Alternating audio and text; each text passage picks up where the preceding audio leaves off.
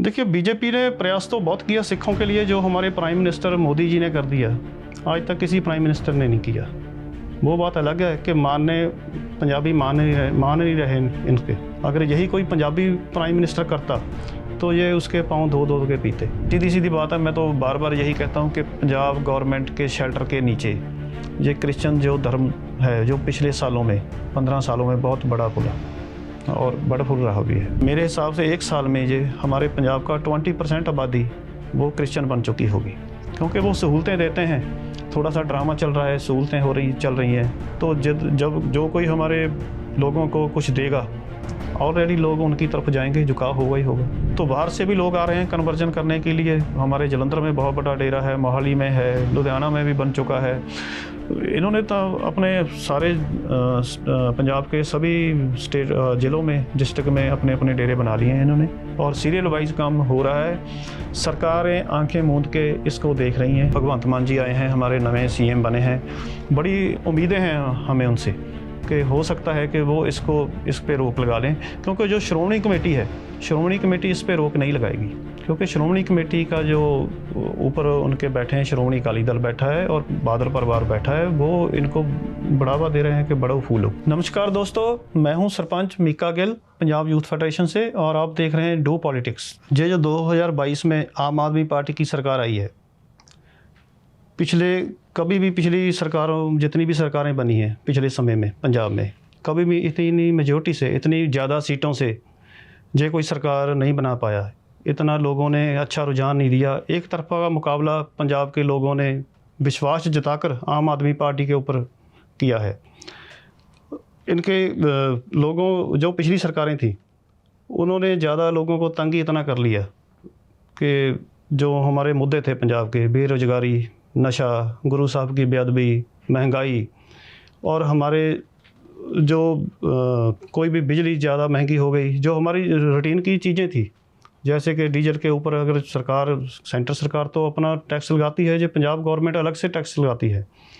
हमारे बिजली पैदा होती है, लेकिन फिर भी हमें अदर स्टेटों से बिजली महंगी मिलती थी। ये जो ज़्यादा कारण थे हमारे पंजाब के, लोग आत्महत्या कर रहे थे, इवन के नौजवान भी करने लगे थे। उसी की वजह से लोगों ने एक नई आस की किरण जागी उनके मन में कि भाई ये दोनों को छोड़ के कोई तीसरा बदल ढूंढ लो। तो तीसरा बदल क्या था? ये आम आदमी पार्टी की सरकार आई है, लेकिन इसका सारा जो श्रेय जाता है, जो सेरा जाता है इसका, ये भगवंत मान जी को जाता है। उनका जो सीएम का चेहरा इन्होंने अनाउंस कर दिया केजरीवाल जी ने। देखिए, ना तो कोई केजरीवाल जी को वहाँ पंजाब में इतना जानता है, पता है कि दिल्ली में मुख्यमंत्री हैं, ना कोई राघव चड्ढा जी को जानता है। आम पब्लिक है जो वहाँ की, जो आम बशिंदे हैं पंजाब के, वो सारे भगवंत मान जी को जानते थे सारे, क्योंकि 2 बार एमपी बन चुके हैं वो। और लोगों को बड़ी अपेक्षा है इनसे, भगवंत मान जी से, कि ये आएंगे और हमारे पंजाब को, जो पहले कभी सोने की चिड़िया जैसे बोलते हैं, तो ये दोबारा पंजाब को सोने की चिड़िया बना देंगे। लोगों को ये समझाया गया, क्योंकि पहले थोड़ा टाइम पहले, 1 साल पहले की बात है, कि हमारे पंजाब में 3 बिल लागू हो गए खेती कानून। जो हमारे बीजेपी की लोकल लीडरशिप थी वहाँ की, वो हमारे किसानों को समझाने में नाकामयाब रही कि ये तुम्हारे भले के लिए बनाए गए हैं, ये तुम्हारे फ़ायदे के लिए बिल बनाए गए हैं। यही कारण बना है कि उनको समझा नहीं पाए। इसी वजह से हमारे प्राइम मिनिस्टर जी को 5 फरवरी को वापस आना पड़ा वहाँ से, 5 तारीख को। तो उन्होंने जो बेस्ट ऑप्शन था ना, हमारे लोगों को यही बताया गया कि भाई दिल्ली में जाके देखो कि केजरीवाल जी ने, आम आदमी पार्टी की सरकार ने कितने अच्छे काम किए हैं। तो केजरीवाल जी को तो बाहर के थे, दिल्ली के लोगों ने, हमारे लोग हैं जो अपने लोगों को ही चुनेंगे। अपने में से किसी एक को चुन लिया। अपने में से फिर कौन था वहाँ पे? अमरिंदर सिंह जी तो नहीं थे, उनसे भी लोग उब चुके थे। सुखबीर बादल था जी, उनको भी लोग नकार चुके थे। इसलिए ऑप्शन बची सिर्फ अपना भगवंत मान। तो इसीलिए लोगों ने तीसरा बदल आम आदमी पार्टी को चुना। लेकिन इसका मतलब ये नहीं कि वहाँ के जो लोकल एमएलए बने हैं वो सारे कोई अच्छी छवि के मालिक भी हैं, क्योंकि कोई ना कोई अकाली दल से चला गया, कोई बीजेपी से चला गया वहाँ टाइम पे आके, कोई कांग्रेस से जाके वहाँ उन्होंने 15 दिन पहले भी जाके पार्टी ज्वाइन करके इलेक्शन लड़ी और आज एमएलए बन गए, और प्रेजेंट वहाँ कैबिनेट मिनिस्टरों को हराया उन्होंने।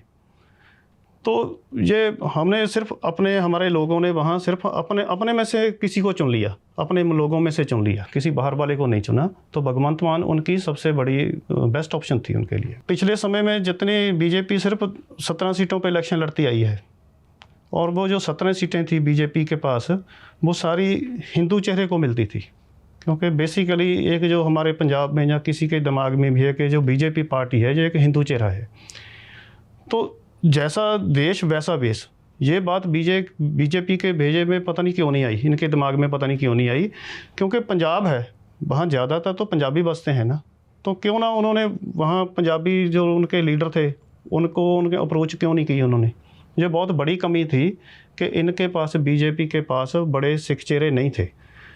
तो एक दो चीज़ें और हैं इसमें जो हमारे सिखों के मन में भर दिया जाता है पंजाबियों के आरएसएस के बारे में। तो हमारे पंजाबी हैं जो बीजेपी और आरएसएस को एक ही चीज़ मानते हैं। इसी मानने की वजह से कोई बीजेपी में जल्दी शमूलियत नहीं करता। देखिए, बीजेपी ने प्रयास तो बहुत किया सिखों के लिए, जो हमारे प्राइम मिनिस्टर मोदी जी ने कर दिया, आज तक किसी प्राइम मिनिस्टर ने नहीं किया। वो बात अलग है कि पंजाबी मान नहीं रहे इनके। अगर यही कोई पंजाबी प्राइम मिनिस्टर करता तो ये उसके पाँव धो के पीते। हमारा कॉरिडोर करतारपुर साहब का लांघा है जो, वो इन्होंने खुलवाया, ठीक है जी। 550 साल हमारे गुरु साहब का मनवाया। छोटे हमारे गुरु गोबिंद सिंह जी के जो साहिबजादे हैं, उनकी शहादत हुई थी, उनका जो एक दिवस था वीर बाल दिवस के रूप में, वो मनाने का इन्होंने अनाउंस किया। बहुत से ऐसे काम जो पंजाब की भलाई के लिए ये कर रहे हैं। एक हमारे लोग टैक्स जो देते हैं ना, उनका हमारी पंचायतों को आता है 14वां और 15वां वित्त कमीशन आता है। पिछले 10 साल से हमारे ये प्राइम मिनिस्टर जी ने पंजाब का नहीं रोका। इवन के 5 तारीख को वो वापस भेज दिए पंजाबियों ने, वहाँ उनको रैली नहीं उनकी होने दी। लेकिन फिर भी 7 तारीख को जब अदर स्टेट का वो पैसा इशू हुआ, तो हमारे पंजाब का भी उनके साथ ही पैसा इशू हुआ। तो ये अभी लेटेस्ट आज मैंने न्यूज़ देखी कि जो हमारे एयरपोर्ट पे मुलाजिम काम करते हैं, कोई भी पंजाबी हो, जहाँ हमारे कोई भी पैसेंजर एरोप्लेन में, जहाज़ में सफ़र करता है, हवाई जहाज़ में, तो उसको हमारी जो धार्मिक चिन्ह है सिखों का, श्री साहिब, जिसको हम छोटी कृपान बोलते हैं, श्री साहिब है, उसको पहनने की आज्ञा भी दे दी 9 इंच की, जो कि बहुत बड़ा काम किया इन्होंने हमारे सिख समुदाय के लिए।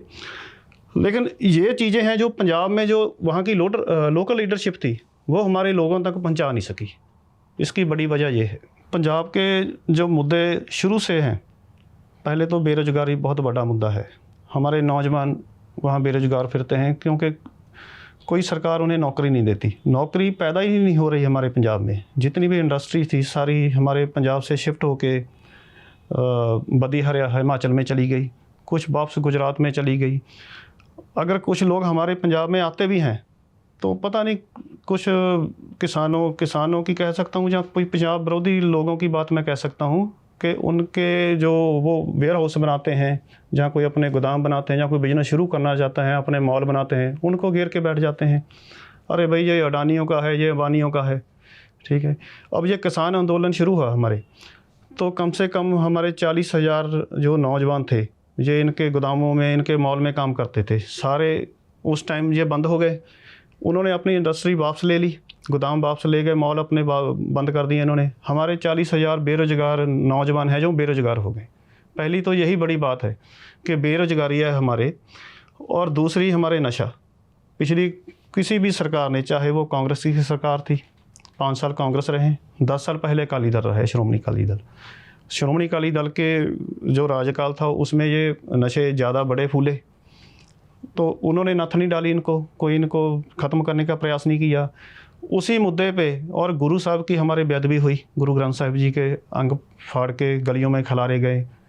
तो ना तो अकाली दल की सरकार में बेअदबी हुई थी, और कांग्रेस की सरकार में भी हो रही थी, लोगों को इंसाफ नहीं मिला। ये हमारे पंजाब के इस टाइम बहुत बड़े मुद्दे हैं, बेरोज़गारी, महंगाई, नशा, गुरु साहब की बेअदबी। ये हमारे आज तक के पंजाब के सबसे बड़े मुद्दे हैं।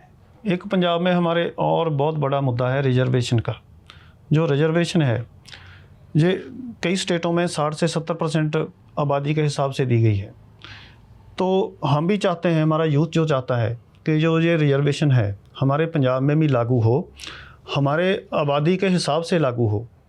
ऐसा है कि किसी के पास थोड़ी सी ज़मीन है, हमारा एक ज़मींदार परिवार है, वो जनरल कोटे में आता है, उसके पास 5 एकड़ से कम ज़मीन है। हमारे पंजाब के सभी गांवों में 70 से 80% ऐसे ज़मींदार हैं जिनके पास 5 एकड़ से कम ज़मीन है और वो अपना जो गुजारा है वो बड़ी मुश्किल से चला रहे हैं। हम किसी दूसरे जाति के, किसी दूसरे धर्म के विरुद्ध नहीं है, किसी जाति हम किसी के ये नहीं कि उनसे खो के हमें दे दो, लेकिन हम अपना जो हम जो जनरल कोटे वाले हैं, हम भी अपना हक मांग रहे हैं कि हमारे पंजाब का एक रिजर्वेशन कोटा सेट हो जाए, हमारी आबादी के हिसाब से सेट हो जाए, ताकि हमारे जो नौजवान हैं वो भी पढ़ लिख के आगे नौकरियों पे लग जाएं और हमारे जो बेरोज़गार हैं नौजवान हैं जो कई बार नौकरी ना मिलने की वजह से डिप्रेशन में चले जाते हैं कि भाई मेरे तो 80% नंबर थे, दूसरे के 60 वाले को जॉब मिल गई, तो उसको ऐसी कौन सी सहूलत मिलती है कि वो 80% नंबर लेके आए। ठीक है, रहता तो इसी समाज में है ना, इसी पंजाब में पढ़ता और बड़ा होता है, लेकिन फिर उसको ये चीज़ पिंच करने लग जाती है। हम नहीं चाहते कि हमारा यूथ इस वजह से नमोश हो जाए और ये उसका कोई दूसरा तरीका ढूंढने में लग जाए, कोई चोरी करने लग जाए, कोई नशे में पड़ जाए, नशे की दलदल में घुस जाए, जहाँ वो रिजर्वेशन की वजह से आत्महत्या करने पर मजबूर हो जाए। हम ये चाहते हैं पंजाब के यूथ की तरफ से मैं कहना चाहता हूँ कि पंजाब की आबादी के हिसाब से ये रिजर्वेशन की जो कोटा है वो सेट किया जाए और हम जो हमारे जनरल कोटे को भी नौकरियां हैं वो उतनी मिलती रहें उनके हिसाब से। ये जो रिजर्वेशन की मैं बात कर रहा हूँ पंजाब के, ये हमारे जो सिख समुदाय हैं उसमें से आता है जाट सिख। जो जाट सिख हैं वो पहले 32% थे पंजाब में, अब अब्रॉड चले गए, 22 रह गए। 22 में से भी इनको कोई ज़्यादा अच्छी नौकरियां नहीं मिलती, सिर्फ जनरल कोटा होने की वजह से कि भाई जट हैं, इनके पास ज़मीन है। जब कभी इस पे संविधान बना होगा तो रिजर्वेशन इसी तरीके से बना होगा कि ये जाट हैं, ये उच्च जाति के हैं और इनके पास ज़मीन है, दूसरी जाति के पास ज़मीन नहीं है, तो दूसरे को नौकरी दे दो। इनका तो बात तो गुजारे की होनी थी ना कि इनके पास ज़मीन है, ये अपना ज़मीन से गुजारा कर लेंगे। तो जो ये अब वाला समा चल रहा है, जो ज़मींदार है उसके पास 5 एकड़ थी, उसके 2 बेटे हो गए, 2.5 एकड़ रह गई ज़मीन, उसके पास होके अगली पीढ़ी आ गई, तीसरी पीढ़ी आ गई, तो उसके पास तो 1-1 एकड़ रह गई। तो नौकरी ना मिलने की वजह से वो दिन बाय दिन गरीब होते जा रहे हैं, वो समाज से पिछड़ते जा रहे हैं। हम चाहते हैं कि उनको उनका बनता हक मिले और जो रिजर्वेशन है वो सेट कर दी जाए कि भाई पंजाब में इनकी इतनी आबादी है, ये 25% है, ये 22% है, इनका 22% कोटा फिक्स कर दीजिए आप। हम दूसरों का छीनना नहीं चाहते हैं, लेकिन इनका बनता हक तो इनको मिलना चाहिए। ये भी पंजाब के मूल वासी हैं, पंजाब के रहने वाले हैं। तो इसी वजह से जो आत्महत्याएँ बढ़ रही हैं, क्योंकि किसान के ऊपर कर्जा चढ़ जाता है, बच्चे काम नहीं करते, काम क्या करेंगे, 2-2 एकड़ में क्या खेती करेंगे, क्या खाएंगे, क्या कमाएंगे, वो किसी को उससे कोई गुजारा करेंगे। इसलिए आत्महत्याएं जो पंजाब में बढ़ रही हैं उसके ऊपर लोन ले लेते हैं, लोन वापस नहीं होता। तो सरकारों का तो आपको पता ही है कि सरकारें तो कितनी आ गई, पहले कितनी आगे आ गई, कोई इसके बारे में डिटेल में कोई बात ही नहीं करना चाहता। अगर कोई मर गया तो 5 लाख दे दो, तो फिर ज़्यादा उनके पास एक ही ऑप्शन बच जाती है, या तो नशा या सुसाइड कर लो। जो चमकौर साहब है ये हमारे रोपड़ डिस्ट्रिक्ट है उसमें पड़ता है। जो गुरु गोबिंद सिंह जी की पहली लड़ाई हुई थी ये चमकौर की गढ़ी में, वहाँ गुरु गोबिंद सिंह जी के जब बच्चे इनसे बिछड़े, 2 बच्चे इनके शहीद हो गए, जो बड़े साहिबजादे बोलते हैं, अजीत सिंह और जुझार सिंह। वहाँ मुग़लों के साथ लड़ाई हुई उनकी, गुरु गोबिंद सिंह जी की। तो वहाँ पे इनके 2 साहिबजादे शहीद हो गए और मुग़लों ने इनको झांसे में लेके बातें बना के बातें इनको मनाई कि भाई हम आपको कुछ नहीं कहेंगे। तो लेकिन फिर भी उन्होंने जो अपनी गंदी राजनीति उस समय की थी, गुरु साहब के विपरीत उन्होंने की, तो गुरु साहब को मजबूरन रात को ये किला छोड़ना पड़ा वहाँ का, चमकौर साहब का। इनके 2 साहिबजादे और बहुत से सिंह शहीद हुए थे। इनके पास सिर्फ थोड़े से परिवार इनका चमकौर की गढ़ी से खेरू हो गया। 2 साहिबजादे उसके बाद ये सरहंद सूबा के चुंगल में आ गए, गुरु साहब की माता उनके चुंगल में आ गई। छोटे साहिबजादों को उन्होंने दीवारों में चुनवा कर शहीद कर दिया और माता जी उनका दर्द ना सहारते हुए वहाँ पे शहीद हो गए।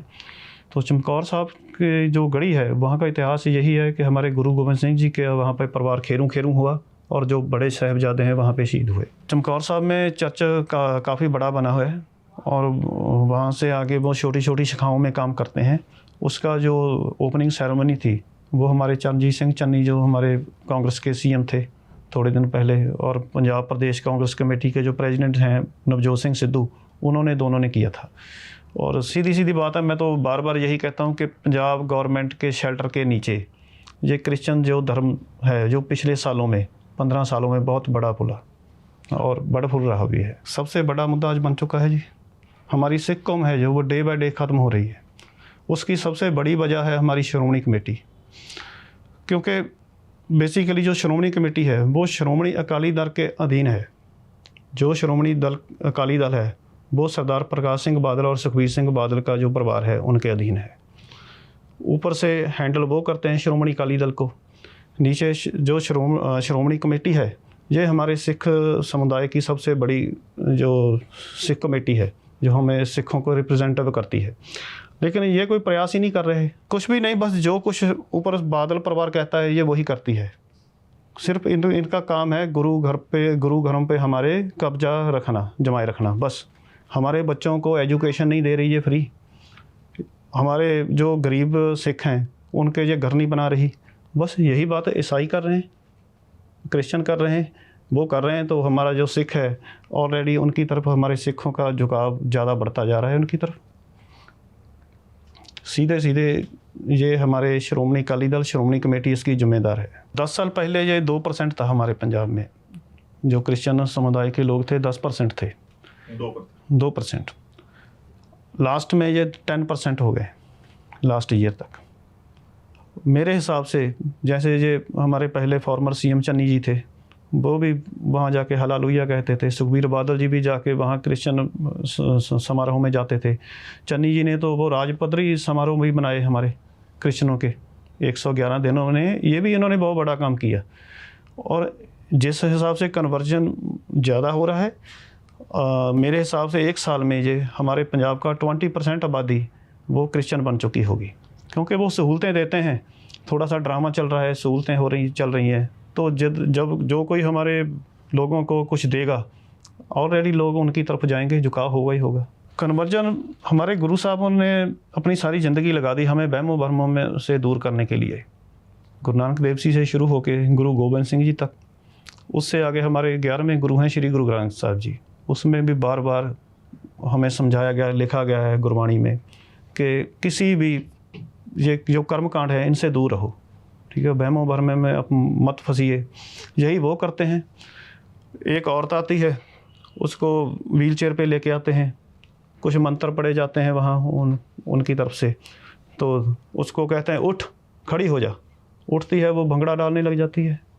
ये सारा प्रोपेगेंडा चल रहा है और हमारे लोग इतने पढ़ लिख के भी अनपढ़ हो रहे हैं, मतलब अंधे बन जाते हैं कि ये यार सामने सब कुछ दिखता है, एक फिल्म है, फिल्म जैसे फिल्म की स्क्रिप्ट लिखी जाती है बिल्कुल वैसे सब लिखा जाता है। वैसे आदमी बैठे हैं, वैसे उनको लेके आता है जी कोई, वहाँ थोड़ा सा ड्रामा होता है, वो उठ के नाचने लग जाती है और फिर पूछा जाता है इस नाम का आदमी वो इस गांव से आया है, कोई आया है, हाँ जी मैं आया हूँ जी, हालेलुया, भंगड़ा डालने लग जाते हैं। मैं कह रहा कमाल है, मतलब वहमों भरमों में डाल के लोगों को अंधेरे में रख के उनका कन्वर्जन किया जाता है।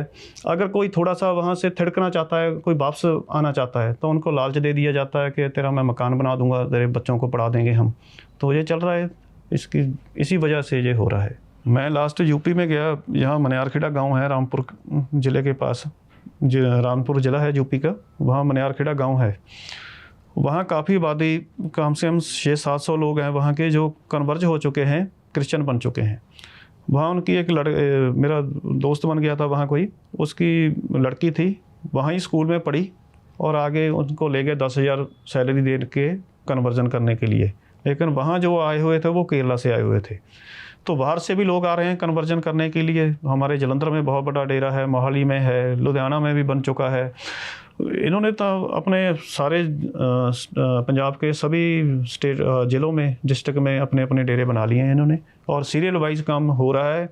सरकारें आंखें मूंद के इसको देख रही हैं, आंखें बंद करके, क्योंकि सीधी सीधी बात मेरी कि सरकारों का इसको बढ़ावा देने में बहुत बड़ा हाथ है। जैसे कि हमारे पंजाब में पहले भी बहुत डेरे अलग अलग समुदाय के उन बदे फूले हैं पंजाब में। देखिए, सरकार की सहमति के बिना, अगर सरकार की सहमति हो तो कुछ भी हो जाए, अगर सरकार की सहमति ना हो तो पत्ता भी नहीं हिल सकता पंजाब में, चाहे वो नशा हो, चाहे ये कन्वर्जन का मुद्दा हो।